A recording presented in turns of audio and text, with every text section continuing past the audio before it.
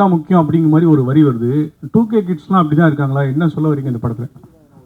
இல்லை, அப்படி அந்த ட்ரெய்லரில் வரல. காதல் வர்றதுக்கு முன்னாடி ஒரு ஹியூமனாக காமன் தான் ஃபஸ்ட்டு வரும்.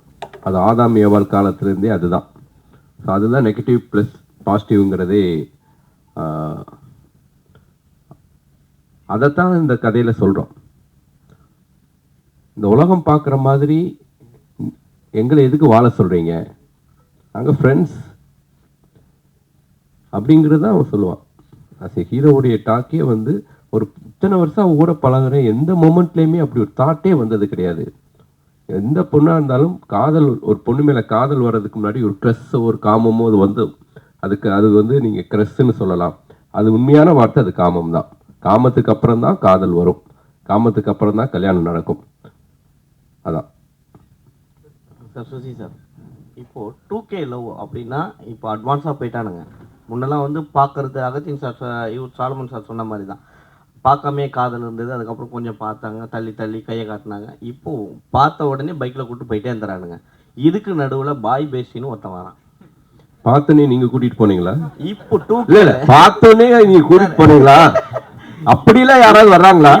அப்படிலாம் 2K கிட்ஸை பத்தி நெகட்டிவா சொல்லாதீங்க, நான் ஒத்துக்க மாட்டேன். நான் நெகட்டிவா சொல்லல, அடுத்த செகண்டே பிக்கப் ஆயிடுது. அப்படிலாம் பிக்கப் ஆக வாய்ப்பே இல்லை சார். என்ன சார், பசங்களை பின்னாடி பாருங்க, அவனுங்களாம் வந்து பசங்க குமுறது தெரியும் சார். பின்னாடி 90s நிறைய பேர் இருந்தாங்கன்னா எல்லாருக்கும் தெரியும்.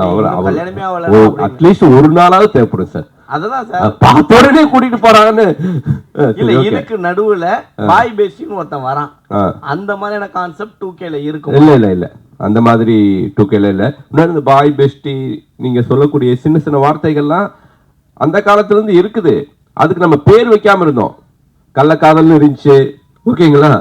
எல்லாத்துக்குமே ஒரு ஒரு பேரை இப்ப வச்சிருக்காங்க, அவ்வளவுதான். எல்லா காலகட்டத்திலையும் எல்லா விதமான உறவுகளும் இருந்திருக்குது. இப்ப அதுக்கு நமக்கு பேர் வச்சு அதுக்கு ஒரு அடையாளப்படுத்தி, இப்ப நமக்கு மீடியா பவர்ஃபுல்லா இருக்கிறதுனால இந்த 2K ஜென்ரேஷன் பசங்க மட்டும்தான் வந்து ரொம்ப வந்து கெட்டு போன மாதிரியான ஒரு பிம்பத்தை உருவாக்கி இருக்கோம். இன்னொன்று, எல்லா காலம் 80 இருக்கட்டும் 90 இருக்கட்டும், நான் 96 நான்லாம் வந்து டிவி பார்த்தே கெட்டு போறியாடான்னு அம்மா திட்டுவாங்க. ஸோ டிவி பார்க்குறது அவ்வளோ பெரிய குற்றமாக இருந்துச்சு. அது மாதிரி இப்போ வந்து மொபைல் பார்க்குறானுங்க, மொபைல் பார்த்தே கெட்டு போகிறானுங்க, மொபைலை தவிர வேறு எதையும் பார்க்க மாட்டேங்கிறானுங்க அப்படின்னு ஒரு குற்றச்சாட்டு இருக்குது. நான் என்னென்ன சொல்கிறேன்னா, எல்லா காலகட்டத்திலையும் பாசிட்டிவான பக்கங்கள் இருந்துட்டு தான் இருக்குது. பாசிட்டிவாகவும் வாழ்ந்துட்டு இருக்காங்க. மொத்த பேரும் நெகட்டிவாக வாழ்ந்துட்டு இருக்காங்கன்னு நம்ம வந்து மொத்த பேரையும் ரவுண்ட் பண்ண வேண்டாம். பாசிட்டிவான விஷயங்களை முடிஞ்ச வரைக்கும் நம்ம இந்த சமுதாயத்துக்கும் இந்த இளைஞர்களுக்கும் சொல்லுவோம் தான் இந்த 2K கிட்ஸில் இருக்கக்கூடிய பாசிட்டிவான மனிதர்களை பதிவு பண்ணியிருக்கேன். சார், நீங்கள் வந்து புதுமுகங்களை வந்து அறிமுகப்படுத்துறதுல ரொம்ப எக்ஸ்பர்ட்டாக இருக்கீங்க. ஏன்னா வெண்ணிலா கபடி குழு அவங்க எல்லாம் வந்துட்டாங்க. ஆனால் இன்னொரு பக்கம் பார்க்க போனால் பெரிய ஹீரோக்களுடைய டேட் கிடைக்கலையா? ஒருவேளை அவங்க வந்து இந்த மாதிரியான இதெல்லாம் நடிக்க மாட்டேன் அப்படின்னு சொல்கிறாங்களா? அதனால தான் நீங்கள் புதுமுகங்களை தேடி இது பண்ணுறீங்களா? இல்லை, நான் வந்து பாயமொழி கதை மட்டும் பாண்டிய நாடு ஹிட்டுக்கு அப்புறம் விஷால் ரொம்ப வந்து என்கிட்ட வந்து ரெக்வஸ்ட் பண்ணி கேட்டதுக்காக நான் வந்து பாயமொழி கதை வந்து விஷாலுக்காக எழுதினேன், ஓகேங்களா? அதுக்கப்புறம் நான் பண்ணின இந்த 18 திரைப்படங்களும் ஹீரோவை மைண்டில் வைக்கவே மாட்டேன். ஃபர்ஸ்ட் கதை எழுதிட்டு தான் அப்புறம் ஹீரோ செலக்ட் பண்ணுவேன். ஸோ கதை எழுதி முடிச்சதுக்கப்புறம் இந்த படத்தை வந்து ஒரு கரெக்டான ஒரு யங்ஸ்டர்ஸ் பண்ணாதான் நல்லாயிருக்கும். ஏன்னா இது வந்து ஒரு காலேஜ் முடிச்சுட்டு ஒரு அப்போத்தான் அந்த ஒரு 2K ப்ரீ வெட்டிங் ஏஜென்சி நடத்திட்டு இருக்கக்கூடிய ஒரு பசங்களோட லைஃப். அதனால ஹீரோ இந்த படத்துக்கு செட் ஆக மாட்டா, அப்படி பெரிய ஹீரோக்கள் யாரும் செட் ஆக மாட்டாங்க. ஸோ ஜெயவி ரொம்ப கரெக்டாக இருப்பான்னு தோணுச்சு, அதனால பண்ணேன். சார், இப்போ வந்து சோஷியல் மீடியாவில் வந்து கொஸ்டின் கேட்குறவனு தனியாக முன்னாடி ஒதுக்கிட்டாரா சதீஷ்? சார் இல்லை சார், நான் இங்கே வரது சார். 2K கிட்ஸ் இப்போ வந்து சோஷியல் மீடியா பார்த்தீங்கன்னா 2K கிட்ஸ், 80 கிட்ஸ், 90 கிட்ஸ், சரிங்களா? அவங்க ரெண்டு பேருக்குமே வந்து பெரிய பிரச்சனை போயிட்டு இருக்கு.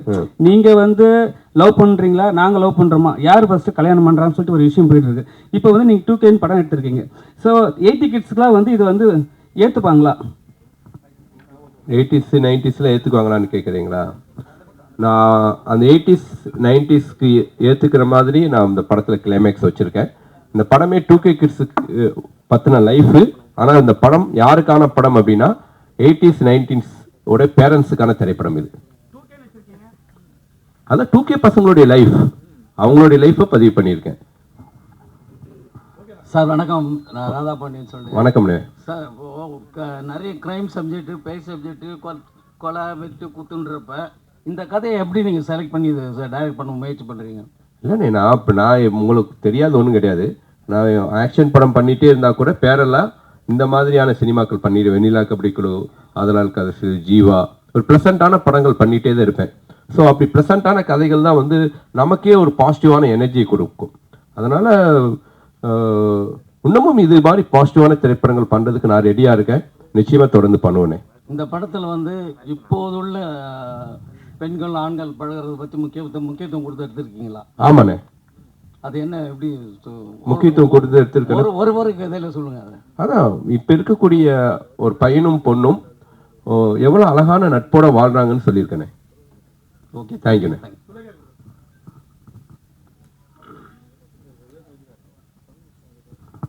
சார், காலேஜஸில் ப்ரமோட் பண்ண போகிறீங்கன்னு சொல்லியிருந்தீங்க. அது ப்ரீ ரிலீஸாக பண்ண போகிறீங்களா, இல்லை ஒவ்வொரு காலேஜுக்கும் தனியாக டிக்கெட் வாங்கி அந்த மாதிரி கொடுத்து அந்த மாதிரி பிளான் பண்ணிட்டு? இப்போ வந்து 4 ஃபிலிம்ஸில் தான் ஷோ ப்ளே பண்ணுறேன்.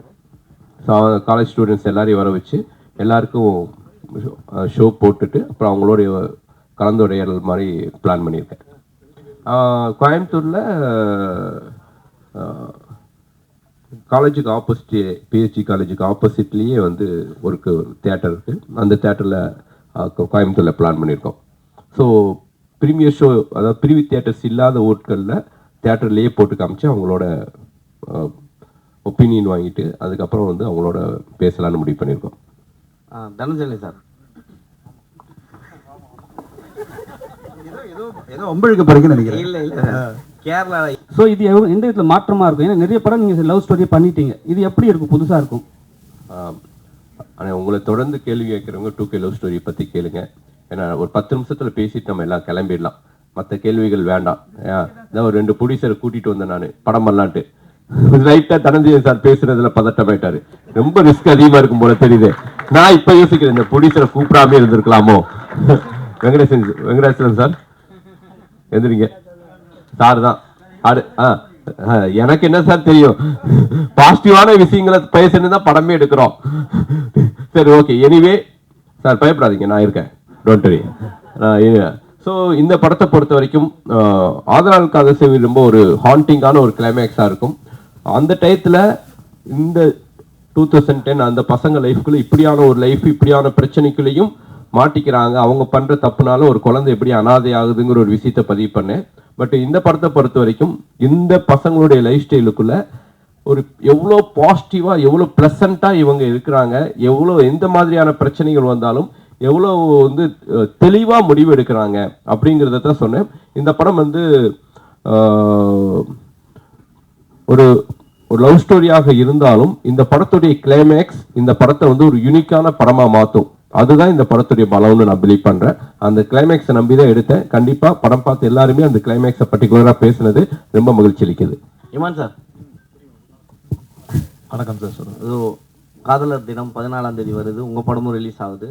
ஸோ ஸ்பெஷலாக இதுக்கு லவர்ஸுங்களுக்கு ஏதாவது மியூசிக் போட்டிருக்கீங்களா? ஏன்னா இப்போ இருக்கவங்க ஸ்பீடாக இருக்காங்க, டக்குன்னு கேட்டு போகிற மாதிரி இருக்குமா, இளையராஜா சார் மாதிரி நிறுத்தி நிதானமாக கேட்குற மாதிரி இருக்குமா? கஷ்டப்பட்டு ஸ்க்ரீன்லாம் பண்ணோம். இந்த கேள்வி என்னங்க நியாயமாங்க? இந்த கேள்விலாம் இப்ப இருக்க ஜெனரேஷன் ஸ்பீடா இருக்குல்ல, அதுக்கேத்த சார் போட்டது இன்னும் கேட்க போறாங்க. இல்ல போட்டு காமிச்சமே, நீங்க வெளியில சாப்பிட்டுட்டு இருந்தீங்க. அவர் வாயால அந்த மியூசிக் சொல்லணும்ன்ற நான் கேட்க போறேன். எப்படி நான் மொபைல்ல கேட்டு போறேன். நீங்க அவரு வந்து அவரை நீங்க தான் சொல்லணும். நல்லா இருக்கு சார், நீங்க தான் சொல்லணும்.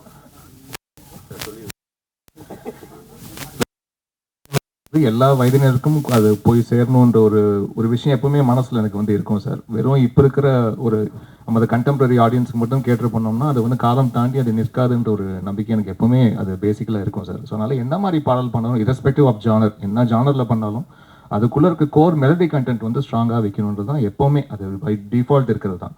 ஸோ இப்போ நம்ம வெளியே இருக்கிறது வந்து உள்ளுக்குள்ளே ஒரு சாக்லேட் வச்சுட்டு மேலே வைக்கிற அந்த ரேப்பர் தான். அந்த ரேப்பர் தான் நம்ம டிசைன்ஸ் மாற்றிக்கிற முடியும். உள்ளே இருக்க சாக்லேட்டோடைய டேஸ்ட் வந்து அது சாக்லேட்டாக தான் இனிப்பாக இருக்க போகுது. ஸோ அப்படி தான் இசையாக நான் பார்க்குறேன். நான் உள்ளுக்குள்ளே ஜீவன் இருக்கணும், மேலே அந்த கோட்டிங் தான் வந்து 2K மாற்றிருக்கோம் சார். அவ்வளோதான். ஒரு பிரமாதமான கேள்வி நானே கேட்குறேன். நம்ம ரொம்ப பிரமாதமான கேள்வி. கேளு நம்ம ஜெகவீர் பிரதர் ஒரு கிரிக்கெட் பிளேயர், நண்பர் அஸ்வின் ரிட்டையர்ட் ஆகிட்டாரு. ஸோ ரிட்டையர்ட் ஆகும்போது உங்களுடைய ஃபீல் எப்படி இருந்துச்சு? டோனி உங்களுக்கு டின்னர் கொடுத்துருக்காரு, டோனிக்கு நீங்கள் பவுலிங் போட்டிருக்கீங்க. கிரிக்கெட் பிளேயர்லேருந்து எப்படி 2K லவ் ஸ்டோரி ஹீரோ ஆனேன்னு கேட்டிருக்கணும் கொஸ்டின். அப்படி வந்து கொஸ்டினை கனெக்ட் பண்ணியிருக்கணும். ஸோ என்னுடைய கதாநாயகிட்ட ஏதாவது கான்ட்ரவர்சியான கேள்விகள்? சரி, ஓகே. மீனாட்சி, இது உங்களுடைய தேர்ட் ஃபிலிம். எனிவே இது வந்து ஒரு 2K கிட்டா நீ இந்த படத்தில் நடிச்சிருக்க. இந்த படம் பார்த்து முடிச்சதுக்கப்புறம் என்ன ஃபீல் பண்ணீங்க? எல்லாருக்கும் வணக்கம். முதல்ல சார் வந்து கதை சொல்லும்போது கதை சொல்லி முடிச்சிட்டாரு. சார் கதை பேர் என்ன சார் அப்படின்னு கேட்டேன். 2K லவ் ஸ்டோரி அப்படின்னாரு. சார் உங்கள் கதை தானா சார்? எப்படி சார் உங்ககிட்ட இருந்து ஒரு ஏன்னா ரொம்ப ப்ரீஸியாக எனக்கு ரொம்ப கனெக்ட் பண்ண சார். நீங்கள் தானே சார் கான்ட்ரவர்சி கேட்டீங்க.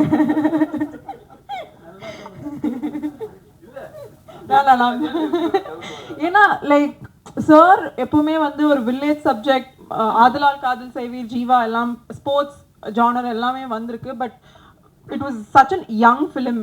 2K ஐ மீன் நான் ஒரு 2K. ஸோ எனக்கு இந்த படம் ஸ்டோரி கேட்கும்போது ரொம்ப ரிலேட்டபிளாக இருந்துச்சு. ஸோ அதனால வந்து சொன்னேன் சார். சாரி. பட் ஐயோ ஏங்க மைக் கொடுத்தீங்க? இல்லை, நான் இப்போ பேசு. இந்த படத்தில் நடிச்சதில் ரொம்ப சந்தோஷம். அண்ட் சுசி சாரோட 3வது படம். எல்லா படத்துலையும் ஃப்ரம் த பிகினிங் சார் படம் பார்த்து இருக்க. அந்த படத்தை நீ படம் பார்த்ததுக்கு அப்புறம் என்ன ஃபீல் பண்ணேன்னு கொஸ்டின் கேட்டேன். என்ன படம் பார்த்து என்ன ஃபீல் பண்ணேன்னா, it's very very colourful, breezy. And ரொம்ப நாள் ஆச்சு ஒரு படம் ரொம்ப லைட் வெயிட்டடாக.